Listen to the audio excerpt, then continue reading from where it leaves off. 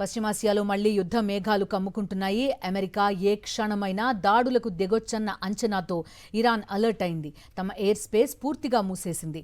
దేశంలోని పశ్చిమ ప్రాంతం వైపు ఉన్న గగనతలాన్ని మూసేస్తున్నట్టు ఇరాన్ పౌర విమానయాన సంస్థ నోటం జారీ చేసింది. ఈ నెల 25 వరకు అన్ని విమానాల రాకపోకలు నిలిపివేస్తున్నట్టు తెలిపింది.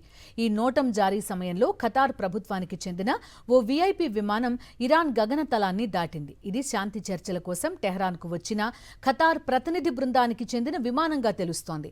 పాకిస్తాన్ ఆర్మీ చీఫ్ ఆసిం మునీర్ ఇప్పటికే టెహ్రాన్ చేరుకున్నారు. ఇరాన్తో శాంతి చర్చలు కొనసాగుతుండగా మరోవైపు అమెరికా దాడులకు సర్వం సిద్ధం చేస్తోంది. Pak army chief Asim Munir Qatar ప్రతినిధుల మధ్యవర్తిత్వంలో జరుగుతున్న ఈ చర్చలు విఫలమైతే టెహ్రాన్పై దాడులు తప్పవని ట్రంప్ ఇప్పటికే హెచ్చరించారు. శుక్రవారం ఉదయం తన జాతీయ భద్రతా బృందంతో ఆయన ప్రత్యేకంగా సమావేశం నిర్వహించారు.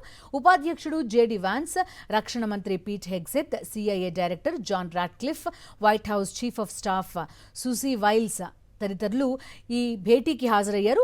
సిబిఎస్ న్యూస్ కథనం ప్రకారం ఇరాన్పై మళ్లీ దాడులకు సిద్ధమవుతున్న నేపథ్యంలో అమెరికా సైన్యం, ఇంటెలిజెన్స్ విభాగాలకు చెందిన పలువురు అధికారులు తమ మెమోరియల్ డే వీకెండ్ సెలవుల్ని రద్దు చేసుకున్నారు. మొదట న్యూజెర్సీలోని తన గోల్ఫ్ క్లబ్లో వీకెండ్ గడపాలని భావించిన ట్రంప్ కూడా ప్రణాళిక మార్చుకుని వైట్ హౌస్కు తిరిగి వెళ్లినట్టు సమాచారం.